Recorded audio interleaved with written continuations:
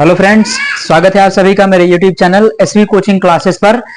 और जैसा कि हमने इसके पहले वीडियो में संक्षारण तक पढ़ लिया था कि संक्षारण क्या होता है, कोराइजन क्या होता है, कोराइजन के कारण और बचाव यानी रोकथाम के उपाय तक हमने पढ़ लिया था। और आज हम डिस्कशन करेंगे, जो हमारा टॉपिक है वो है विकृत गंधिता यानी रैंसिडिटी।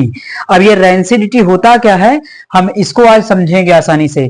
तो देखिएगा, यहाँ पर सबसे पहले डेफिनेशन लिखी हुई है, लिखा हुआ है कि जब तेल व वसा युक्त खाद्य पदार्थ वायु के संपर्क में आ जाते हैं तो उनकी गंध व रंग विकृत यानी खराब होने लगता है, जिसे विकृत गंधिता कहते हैं। यानी खाद्य पदार्थों का, कौन से खाद्य पदार्थों का, तो वसा या तेल युक्त खाद्य पदार्थों का ऑक्सीकरण के कारण, है ना, वायुमंडलीय ऑक्सीजन या केवल ऑक्सीजन गैस के ऑक्सीकरण के कारण क्या होता है कि उनकी गंध और उनका स्वाद खराब हो जाना ही क्या कहलाता है, विकृत गंधिता कहलाता है।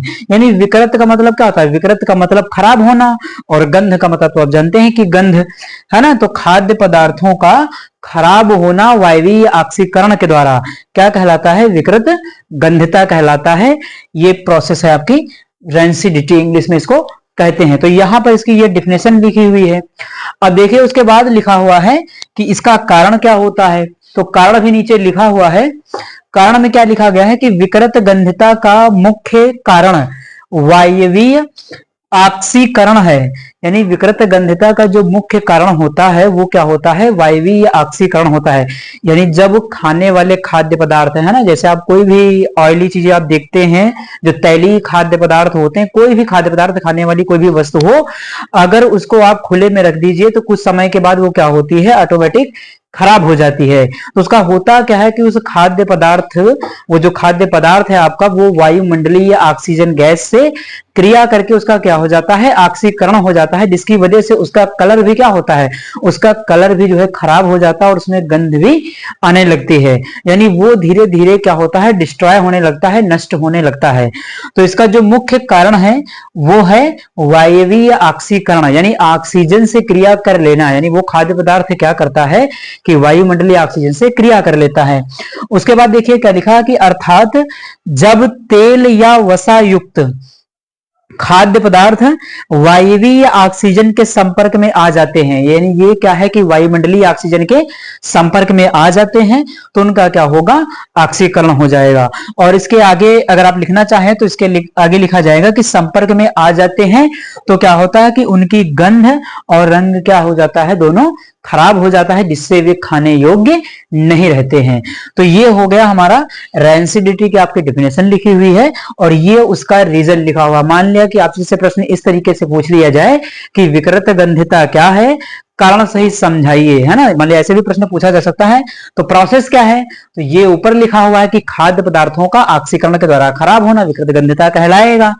और उसके बाद आपको जब रीजन लिखना होगा, कारण, तो कारण में आपको स्पेशली डिफाइन करना होगा कि कारण होगा क्या इसका। तो कारण ये होता है, मान लिया ऑब्जेक्टिव प्रश्न में आपसे सीधे से पूछा जा सकता है कि विकृत गंधिता का मुख्य कारण है, तो उसमें लिखा जा सकता है कि ऑक्सीकरण। और ऑक्सीकरण को दूसरा भी नाम दिया जाता है जिसे हम कहते हैं उपचयन। तो कहीं कहीं पर आप देखेंगे कि उपचयन भी लिखा हो सकता है कि वायवीय उपचयन, या लिखा होगा कि वायवीय ऑक्सीकरण, है ना। तो प्रश्न इस तरीके से ऑब्जेक्टिव भी बनाया जा सकता है कि ऑक्सीकरण लिख दे, अपचयन लिख दे, है ना, अपोपचयन लिख दे, इनमें से कोई नहीं। तो आपको 4 ऑप्शन बना करके आपसे ऑब्जेक्टिव प्रश्न में भी विकृत गंधिता का जो मुख्य कारण है वो आपसे पूछा जा सकता है। तो ये हमारी हो गई विकृत गंधिता की परिभाषा, और ये हो गया उसका कारण। इनका स्क्रीनशॉट ले लीजिए, फिर मैं आपको इस रैंसिडिटी को कैसे रोका जाएगा, कैसे कंट्रोल किया जाएगा, उसके उपाय मैं आपको लिखा देता हूं। तो चलिए देख लेते हैं हम।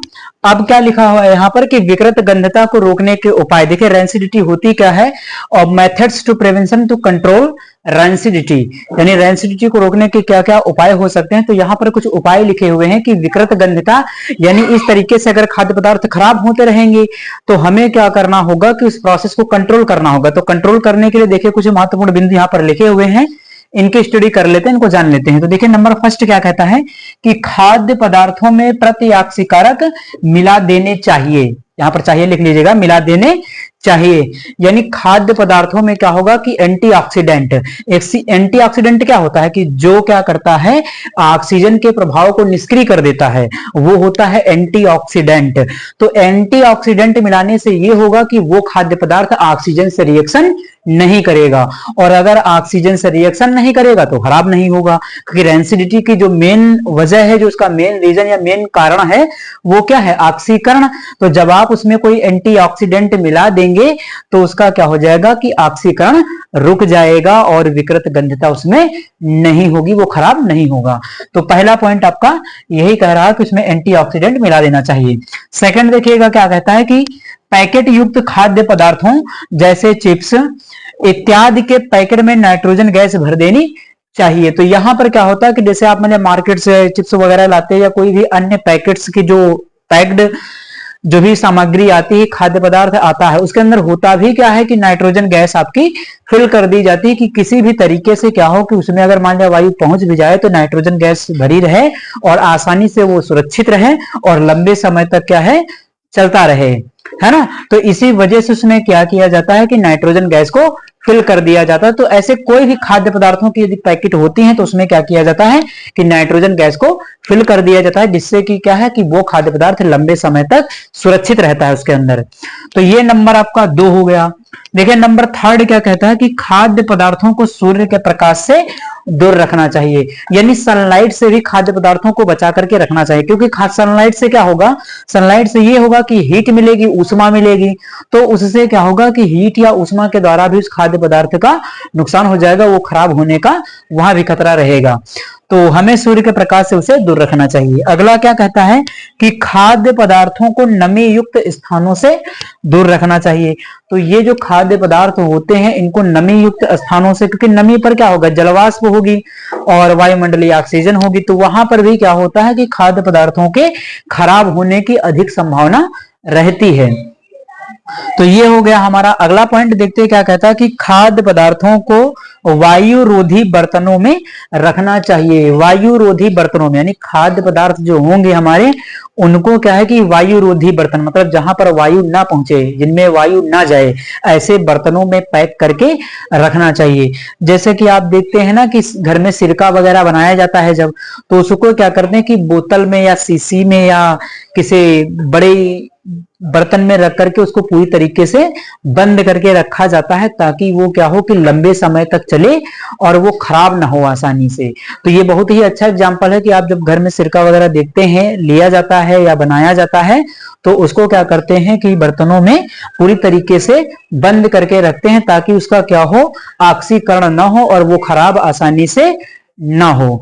तो इस प्रकार से ये हमारा हो जाता है टॉपिक आज का, विकृत गंधता क्या होती है, मैंने उसका कारण भी आपको बता दिया और रोकने के उपाय भी बता दिया है। तो इस प्रकार से मेरा जो पहला चैप्टर था रासायनिक अभिक्रियाएं एवं समीकरण, उसके सभी टॉपिक मैंने कंप्लीट कर लिया है। अगर कोई टॉपिक मान लिया बचा भी रह गया होगा, वैसे तो नहीं है, लेकिन अगर आपको कोई लगेगा कि आपको नहीं आ रहा है या समझ में नहीं आ रहा है या कोई छूटा जा रहा है, तो आप मुझे कमेंट बॉक्स में कमेंट करके बता सकते हैं, जिससे मैं क्या करूंगा कि उस पर आपको वीडियो उपलब्ध करवा दूंगा। तो ये मैंने चैप्टर तो इसका खत्म कर दिया है।